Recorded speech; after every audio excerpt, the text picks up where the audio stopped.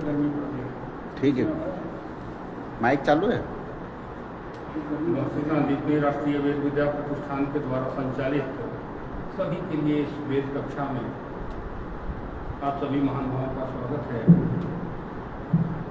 आज की इस कौन कक्षा में वेदांग कल्प जो अपना सूत्र शास्त्र है, सूत्र शास्त्र में स्रोत सूत्र, स्मार्त सूत्र, स्मार्त सूत्र में गृह सूत्र आदि जो सूत्र हैं, हमारे संस्कारों की दृष्टि से गृहस्थ आश्रम में जो किए जाने वाले संस्कार हैं, मनुष्य को अपने लक्ष्य को प्राप्त करने में जो जो संसाधन और जो जो चित्तवृत्तियों की सदमार्ग पर चित्तवृत्तियों को ले जाने का जो प्रक्रिया है, शास्त्रानुमोदित प्रक्रिया है, उसका जो दिग्दर्शन है, निर्देश है, वो स्मार्त सूत्र है। उस पर इस बहुत ही सामयिक विषय और मानवीय जीवन के लिए सर्वोत्कृष्ट जो ज्ञान परंपरा है, इस विषय पर हमारे बहुत आदरणीय आचार्य जो भारतीय ऋषि परंपरा के एक संवाहक आचार्य के रूप में हम लोग इनको देखते हैं, जो गुरु परंपरा से निष्णात वैदिक विद्वान हैं। आपका वैदुष्य पूर्ण व्याख्यान इस विषय पर होगा। बहुत आदरपूर्वक और सम्मान के साथ आचार्य चरण श्री आनंद जोशी से प्रार्थना करेंगे कि हम सबको इस विषय पर अपने उपदेशों से व्यक्त करने की कृपा करें।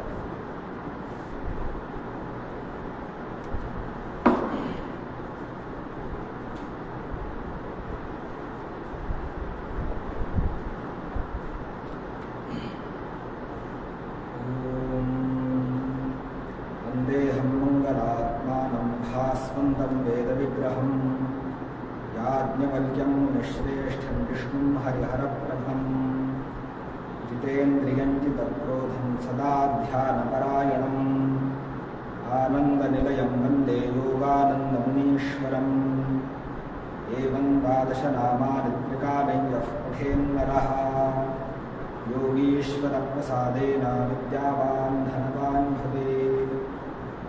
याज्ञवल्क्यसमारम्भां कर्माचार्यादिमध्यमाम् अस्मदाचार्यपर्यन्तां वन्दे गुरुपरम्पराम्। महर्षि सांदीपनि राष्ट्रीय वेद विद्या प्रतिष्ठान के अंतर्गत सभी के लिए वेद कक्षा में आज गृह्य सूत्र, उसका परिणाम स्मार्त, इस विषय पर इसका परिचयात्मक विवेचन एवं संभाषण होगा। महर्षि पाणिनि ने अपने पाणिनीय शिक्षा में जो वेदांग है उसको एक पुरुषाकृति में वर्णित किया है।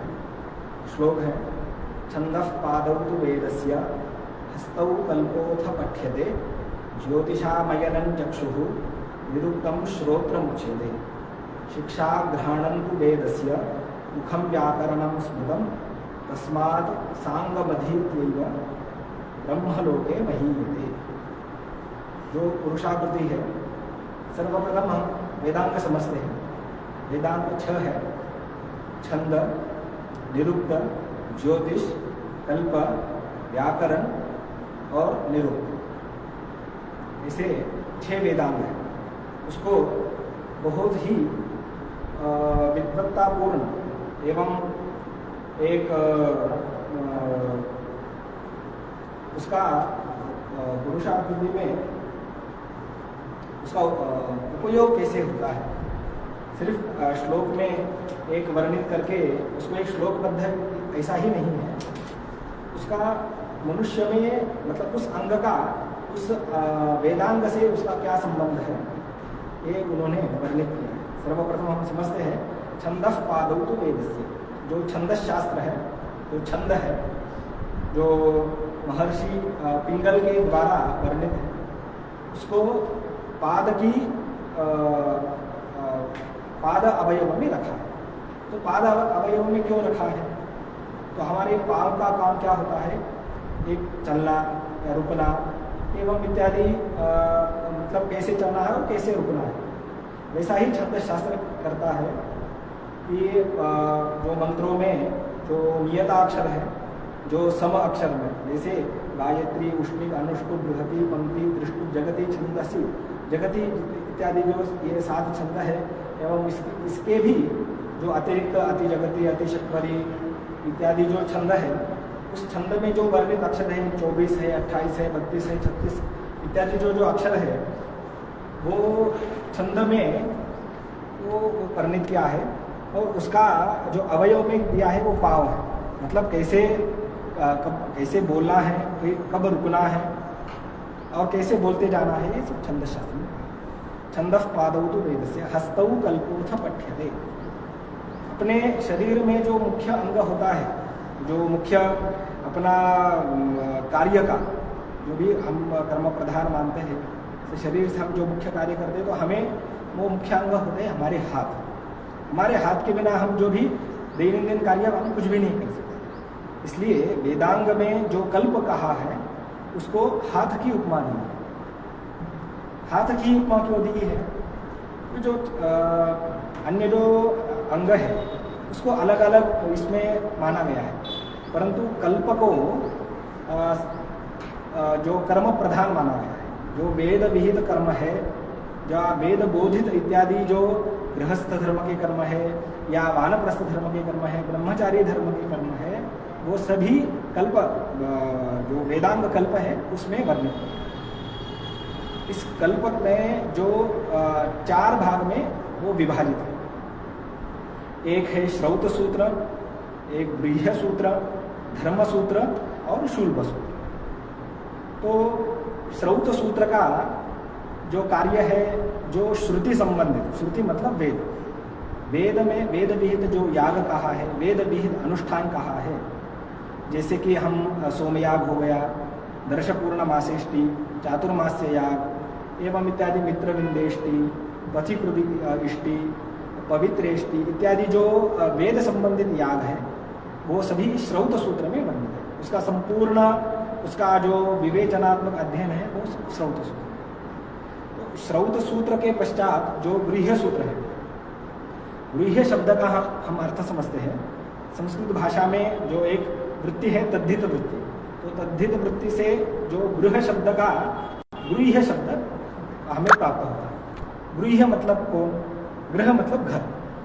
घर में जो सबसे श्रेष्ठ है या सबसे बड़ा है वो है गृह।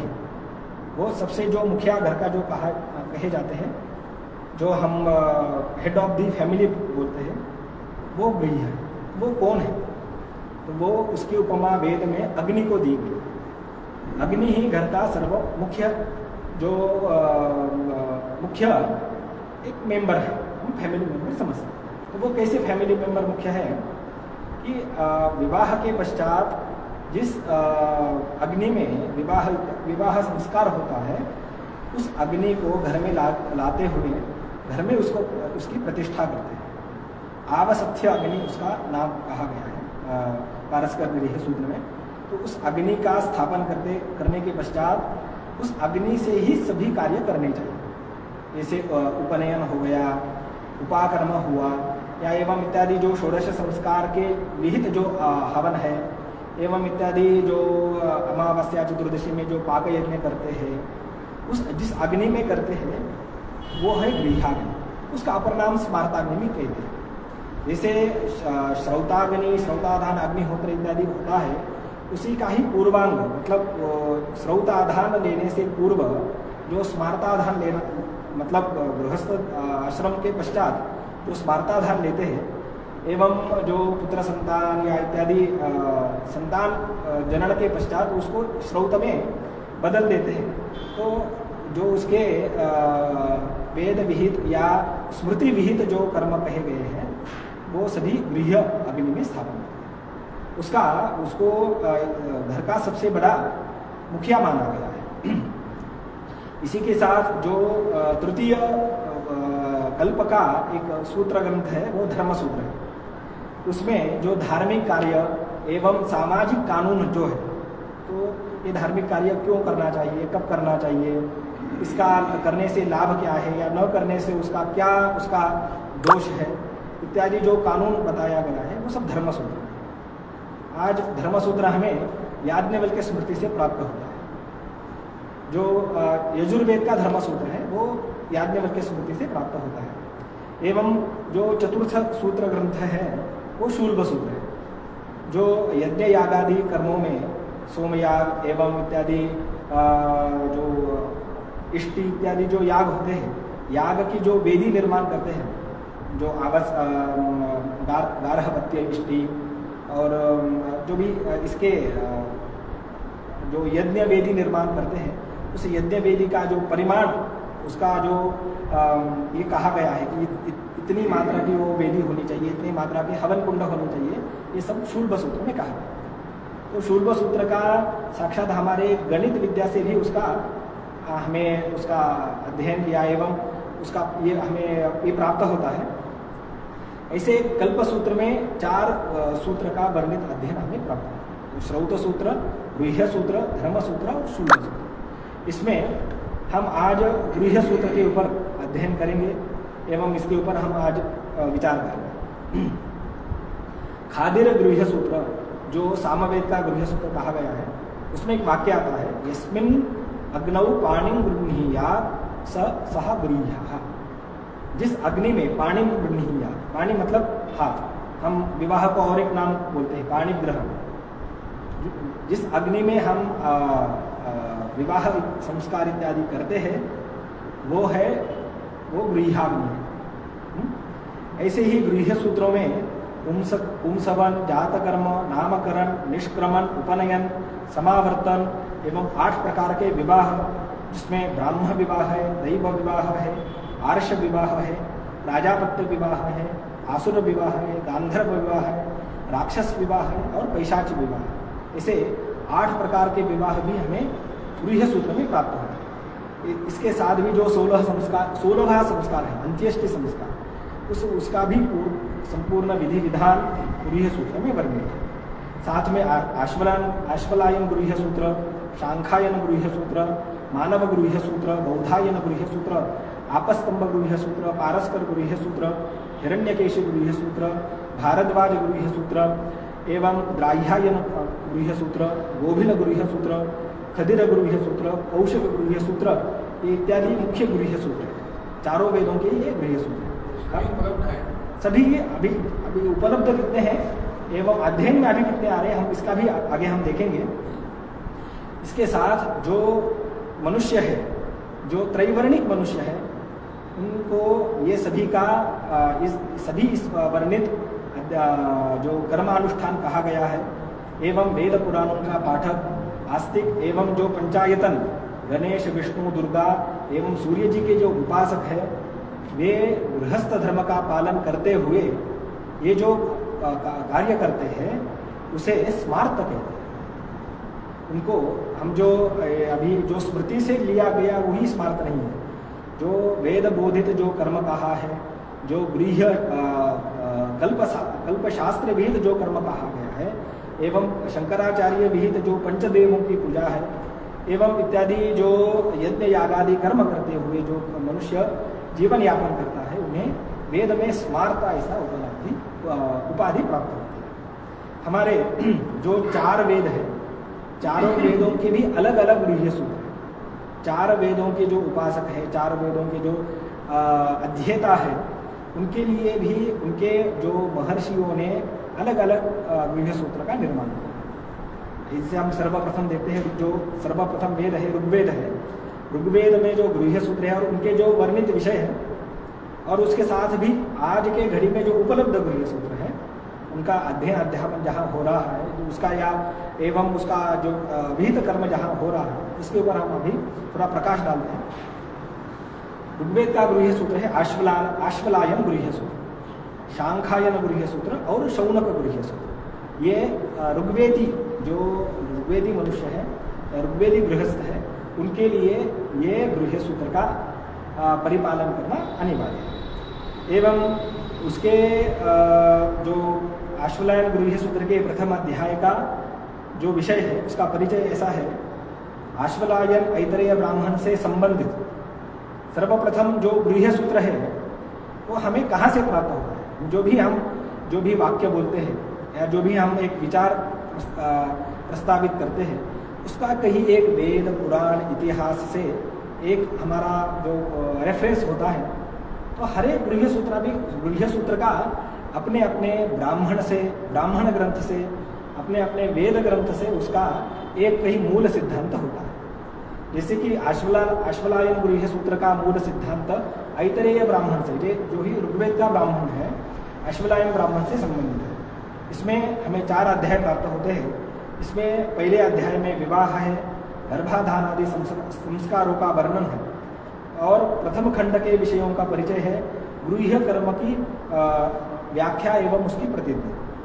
चतुर्थ खंड है जो चौलादि काल विधान है, विवाह का सार्वकालित्व, राज्य होम विधान, 8 आहुतियों का समुच्चय विधान, प्रथम कुल परीक्षा, वरगुण, कन्यागुण, लक्षण, ब्राह्म विवाह एवं जो 8 विवाह भी कहा है उसका, एवं जातक कर्म का अर्श विवाह, 17 पुरुषोत्तारकत्व का, एवं ये जो 8 विवाह है, 8 विवाह का ये मतलब किस किस प्रकार के हैं। आज हम हमारे समाज में बहुत प्रकार के विवाह देखते हैं। जो ब्राह्मण विवाह है, जो हम अभी जो विधि विधान पूर्वक जो करते हैं वो ब्राह्मण विवाह है।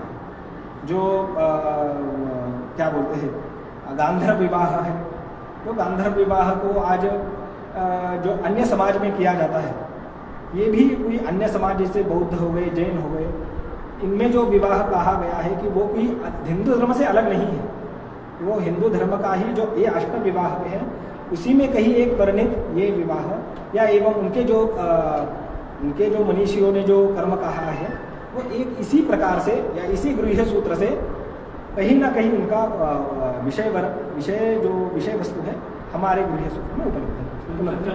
मान सकते हैं गांधर्व विवाह?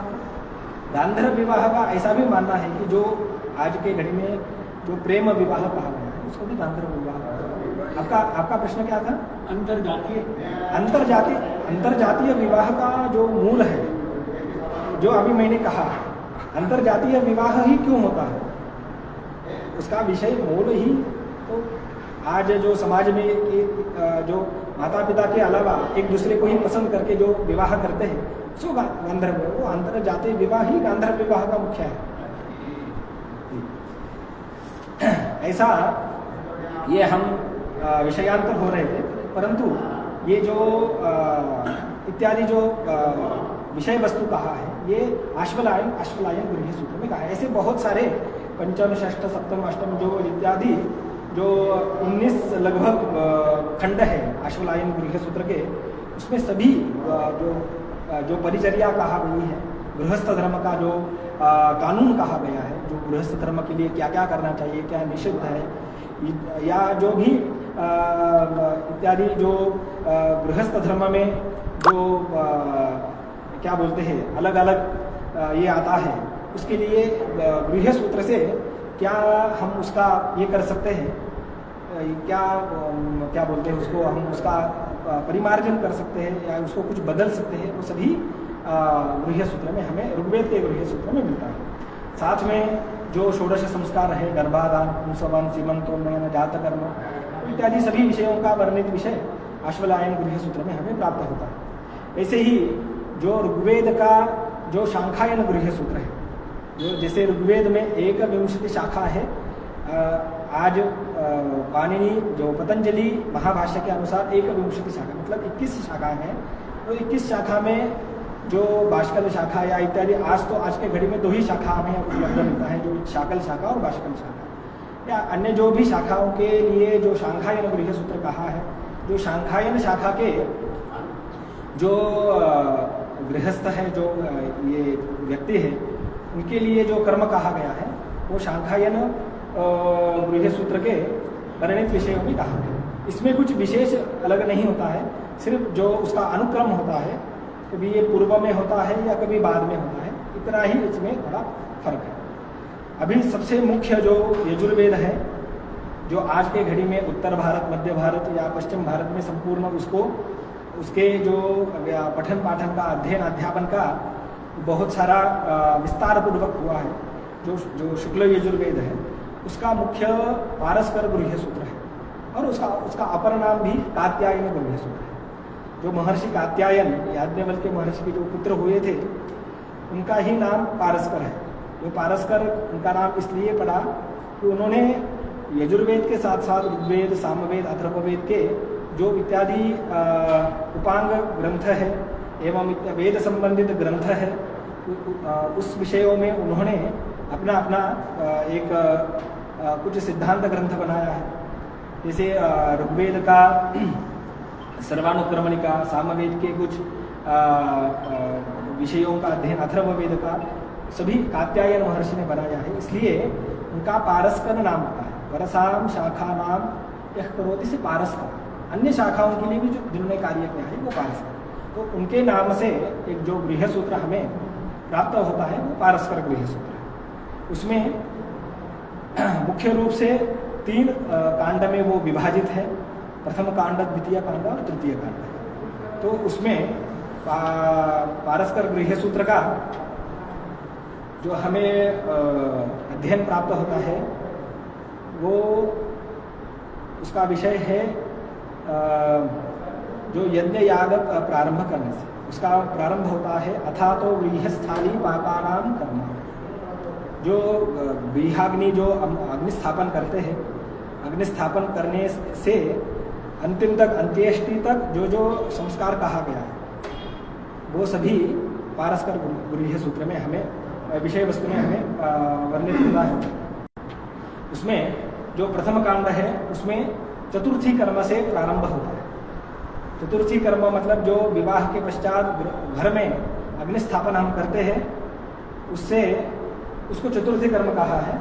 उसके साथ पाक्षादि कर्म एवं गर्भाधान, पुंसवन, सीमंतोन्नयन, जातकर्म, नामकरण, बहिर्निष्क्रमण, सूर्यावलोकन और पुत्रादि दर्शन विधि, अन्नप्राशन, ये हमें प्रथम कांड में प्राप्त होता है। साथ में द्वितीय कांड में चूड़ाकरण मतलब जो समावर्तन होता है, जब अध्ययन होने के पश्चात जो गुरु घर से गृहस्थ धर्म के लिए जब वो सिद्ध होता है तब उसका जो केशांत किया जाता है, मतलब समावर्तन करके उसको गृहस्थ ब्रह्मचारी धर्म से गृहस्थ धर्म तक जो विधि कहा गई है उसे चूड़ाकरण या केशांत भी कहते हैं, और कुछ प्रांतों में उसको समावर्तन भी कहते हैं। उसके साथ ब्रह्मचारी व्रत, स्नातक भेद, समावर्तन, उपनयन की परमावधि, ये सब द्वितीय कांड पारस्कर गृह्य सूत्र के द्वितीय कांड में प्राप्त होता है। वैसे ही तृतीय कांड में जो प्रथम कांड का अग्न्याधान है उसमें जो आवसथ्याग्नि होता है एवं विवाह, गर्भाधान, अन्नप्राशन से जो अग्नि है उनके जो संस्कार हैं उनके सभी विषय तृतीय कांड में पूरा विस्तार पूर्वक वर्णित किया गया है। साथ में गृह्य सूत्र जो है उसमें कर्काचार्य, जयराम, हरिहर एवं इत्यादि 5 भाष्य का उसमें हमें भाष्य पारस्कर गृह्य सूत्र में हमें प्राप्त होता है। जो शुक्ल यजुर्वेद का कातीय गृह्य सूत्र का उल्लेख भी है, जो पारस्कर गृह्य सूत्र है उसका भी और एक अपर नाम कात्यायन है, जो जिन्होंने अभी आज पारस्कर में हमें प्राप्त नहीं होता है, परंतु कात्यायन गृह्य सूत्र में जैसे कि कुछ ये है अन्नप्राशन की जो कंडिका है, अन्नप्राशन कब करना चाहिए, क्यों करना चाहिए, ये पारस्कर में नहीं मिलता है, कात्यायन गृह्य सूत्र में मिलता है। तो दोनों भी एक होने से हमें उसको एक ही समझना चाहिए। साथ में उसके ऊपर जो ये टीका ग्रंथ है, जो कर्काचार्य है, गदाधर है, जयराम है, मुरारी मिश्र है, रेणुकाचार्य है, बागेश्वर दत्त है और वेद मिश्र के बहुत प्रसिद्ध भाषा में प्राप्त होता है। ऐसे ही साथ में जो बहुत ही दक्षिण भारत या पूर्वांचल में जो हमें व्यक्ति मिलते हैं, जो सामवेदीय व्यक्ति मिलते हैं, उनके लिए जो गृह्य सूत्र है, जो गोभिल गृह्य सूत्र है, खाद्यर गृह्य सूत्र है और जैमिनी गौतम गृह्य सूत्र हमें सामवेद के लिए जो गृह्य सूत्र है हमें वहाँ प्राप्त होता है। जो खाद्य, अभी मैंने पारस्कर का जो जिक्र किया था, जो पारस्कर का जो गोभिल गृह्य सूत्र है, गोभिल गृह्य सूत्र के ऊपर एक जो टीका है वो कात्यायन महर्षि की टीका है, जो कात्यायन शिक्षा के नाम से जो प्रसिद्ध है। तो उसके उपलब्ध जो अध्ययन है गोभिल गृह्य सूत्र का, जो सामवेद की कौथुम शाखा है उससे संबंधित है। उसमें 4 प्रपाठकों से विभाजित है। इस पर कात्यायन, जो मैंने अभी जिक्र किया था, कर्म प्रदीप नाम से परिशिष्ट ग्रंथ कहा है, लिखा है। कात्यायन की एक टीका जो आदित्य है, जो शिवराम से मिलती है। गोभिल गृह्य सूत्र के प्रमुख टीकाकार भद्रनारायण, सायन और शिवी है, तथा गोभिल सूत्र में 4 प्रपाठक हमें प्राप्त होते हैं। उसके साथ सामवेद का और एक गृह्य सूत्र खादिर गृह्य सूत्र है, जो राणायनी शाखा से संबंधित है। जो सामवेद के राणायनी, जैमिनी और प्रथम जो 3 शाखा भी उपलब्ध है, उसमें राणायनी शाखा से संबंधित खादिर गृह्य सूत्र है। इस पर स्कंद स्वामी का पांडित्यपूर्ण वृत्ति है, तथा वामन ने इस पर कारिकाएं भी लिखी है। यह गोभिल गृह्य सूत्र का संक्षिप्तीकरण है। पितृमेद गृह्य सूत्र को गौतम कृत बताया गया है। इस ग्रंथ के टीकाकार अनंत ज्ञान का कहना है कि ये गौतम न्याय सूत्रों के प्रणेता अक्षपाद महर्षि गौतम ही थे। इसमें 2 खंड है। प्रथम खंड में 24 कंडिकाएं हैं और द्वितीय खंड में 9 कंडिकाएं हैं। इस पर सुबोधिनी टीका हमें प्राप्त होती है। जो गोभिल गृह्य सूत्र है उसमें यज्ञोपवीत एवं जो कुशा अजय हम प्राप्त होते हैं। कुशा में भी जो कुशा के जो वर्ण है, रंग है, एक पीली कलर की कुशा, पीली रंग की कुशा मिलती है, एक हरी रंग की कुशा मिलती है। तो हरी रंग की कुशा हमें किस कर्मों में हमें लेना चाहिए, एवं पीली रंग जो पीली कलर की कुशा हम किस कार्य में हमें उसका उपयोग करना चाहिए, इसका पूरा विस्तार पूर्वक विवेचन हमें जो गोभिल गृह्य सूत्र है, जो कात्यायन स्मृति है, उसमें हमें प्राप्त होता है। और उसके साथ हम जो पूजन करते हैं, पूजन में हम पुण्याह वाचन, गणपति पूजन, मातृका पूजन, नांदी श्राद्ध इत्यादि करते हैं, तो उसका सभी संपूर्ण विवेचनात्मक अध्ययन हमें कात्यायन स्मृति में मिल रहा है। हम अभी आज जो प्रसिद्ध जो पुण्याह वाचन का हम देखते हैं, आपके घर में भी आप पूजन किए होंगे। जो मातृका पूजन, जो षोडश मातृका का जो स्थापन करते हैं, जो षोडश मातृका का स्थापन कात्यायन स्मृति में जो उनकी आकृति बनाकर उनमें पूजन करना चाहिए, ऐसा कहा है। जो ये है, जो षोडश मातृका है, उनके जो क्या बोलते हैं, उनके जो नाम है, जो 16 नाम है, अभी याद नहीं आ रहा है, उनकी पूरी आकृति भी हमें वहाँ प्राप्त होती है। उस आकृतियों को बना करके उसमें जो 16 माताओं के नाम हैं, हाँ, नहीं, वो तो तिथियों के नाम हैं। जो हाँ, गौरी, पद्मा, शची, मेधा, सावित्री, विजया, जया, देवसेना, स्वधा, स्वाहा, मातरो लोकमाता, धृतिः, पुष्टिस्तथा तुष्टि, आत्मनः कुलदेवता। ये जो 16 जो माताएं हैं, उनकी आकृति भी हमें प्राप्त होती है। आज अभी कालवश से या एवं इसका अध्ययन अध्यापन कम होने के कारण वो अभी जो सुपारी है उसी में उनका पूजन होता है, परंतु इस ग्रंथों में उनका आकृति भी हमें प्राप्त होता है। इसमें कहा है कि उनका पूजन उनकी आकृतियों में ही करना चाहिए। जो आज हमें जो माताओं में भी, जो काली माता हो, सरस्वती माता हो, लक्ष्मी माता हो, या एवं अष्ट जो लक्ष्मी है, उनके जो संतान लक्ष्मी, गज लक्ष्मी, धन लक्ष्मी, जो माताओं का जो चित्र हमें प्राप्त होता है, साथ में ही जो ये षोडश माताएं हैं, षोडश मातृका है, उनकी भी अलग अलग जो स्मृतियों में उनका जो आकृति अवयवों का वर्णन किया था, उसका जो चित्र है, तो जो चित्र में ही पूजन करना चाहिए, ऐसा महर्षि कात्यायनों का वर्णन है।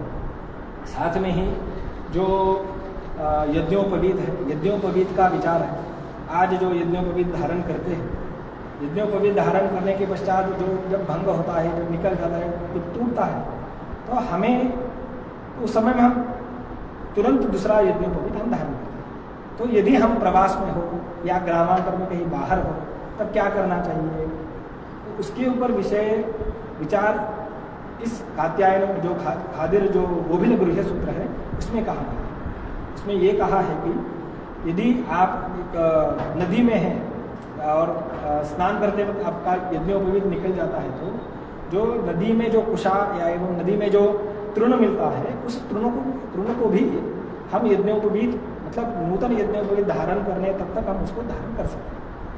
या इत्यादि जो ये उत्तरीय है, उत्तरीय को यज्ञोपवीत के साथ में हम धारण कर सकते हैं, यज्ञोपवीत जैसा धारण कर सकते हैं। ऐसे इत्यादि बहुत सारा जो विकल्प है, विकल्प का भी हमारे महर्षियों ने सभी का विचार करके, कलियुग में ये सब कुछ होगा, इसका विचार करते हुए सभी विकल्पों का उन्होंने वहाँ विवेचनात्मक अध्ययन एवं उसका कार्य क्या क्या करना चाहिए सभी वहाँ इत्यादि गृह्य सूत्रों के जो टीका ग्रंथ हो या उसका जो भाष्य ग्रंथ है, उसमें हमें ये दिया गया है।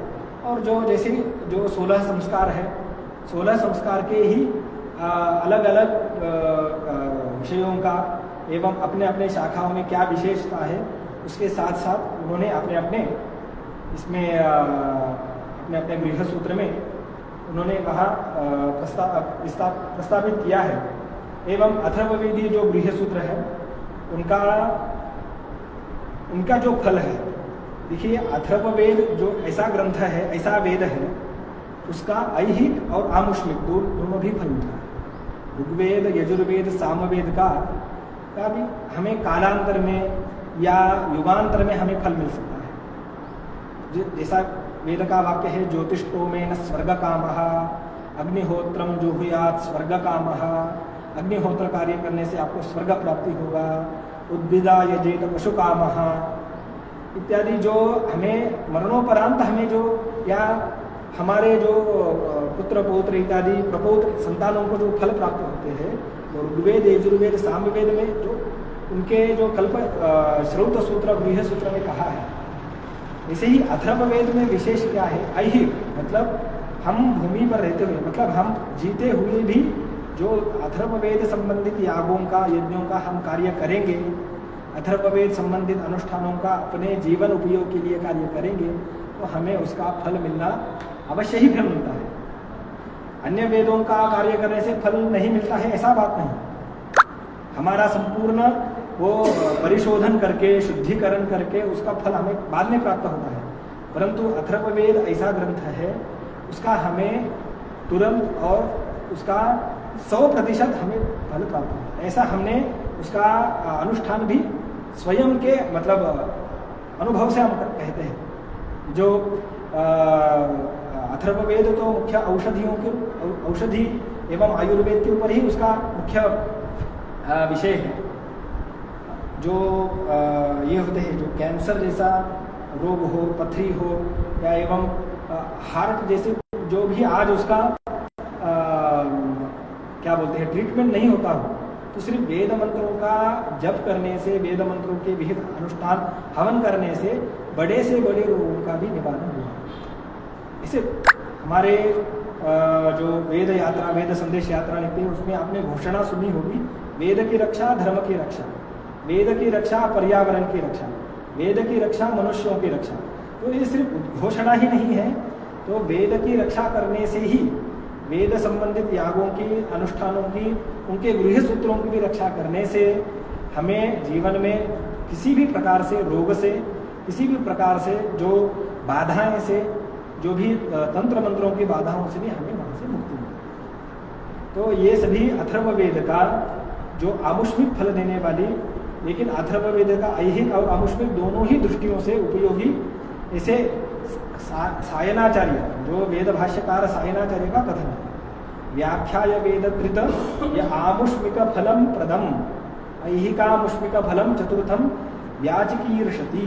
अथर्ववेद का जो भाष्य है, उसके भूमिका का यह वाक्य है। ब्रह्म यज्ञ सर्वप्रमुख ऋत्विक है। गोपद ब्राह्मण के अनुसार तीनों वेदों के द्वारा यज्ञ के मात्र की एक पक्ष की ही पूर्ति होती है। ब्रह्म के मन के द्वारा पूर्णता प्रदान किया जाता है।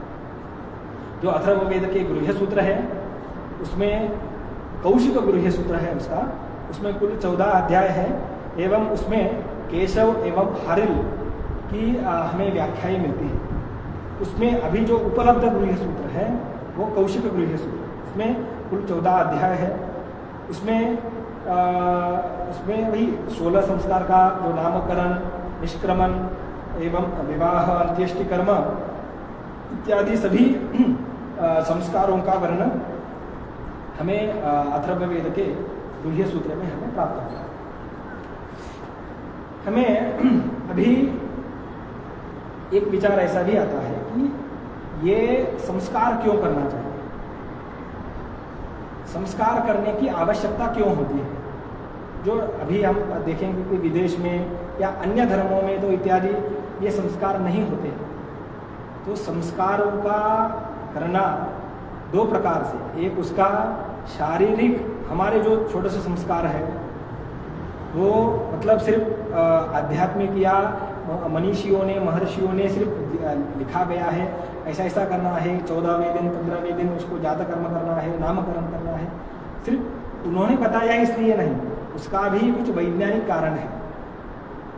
उसका वैज्ञानिक कारण मतलब ऐसा भी है कि जैसे कि जातक कर्म करते हैं, जो पुत्र संतान या पुत्री संतान होने के पश्चात तुरंत पहला जो संस्कार किया जाता है वो जातक कर्म संस्कार है।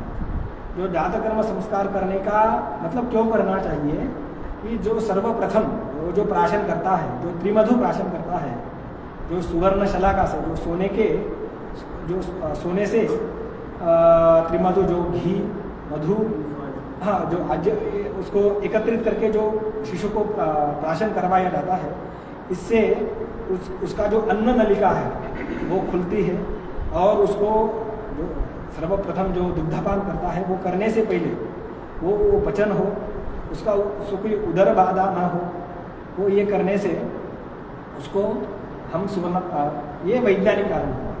इसके साथ में वो ये करना चाहिए, ये हमारे आध्यात्मिक का एक विचार है, हमारे मनीषियों का एक उपदेश है कि शिशु जन्म के पश्चात पिता के हाथ से वो त्रिमधु प्राशन करवाना चाहिए। ऐसे ही जो 16 संस्कार, गर्भाधान, पुंसवन संस्कार जो है, जो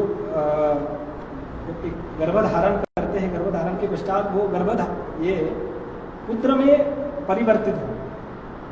मतलब इसका मतलब ये नहीं है कि आप पुत्री नहीं चाहते हैं। हर एक मनुष्य पुत्र इसलिए चाहता है कि मनुष्य के मरणोपरांत एक नरक है, उसका नाम है पुम नरकात् त्रायते इति पुत्रः। पुत्र जन्म का आग्रह लोग क्यों करते हैं कि पुत्र जन्म के पश्चात उनको जो ये पुम नामक नरक है उससे उनको मुक्ति प्राप्त होती है।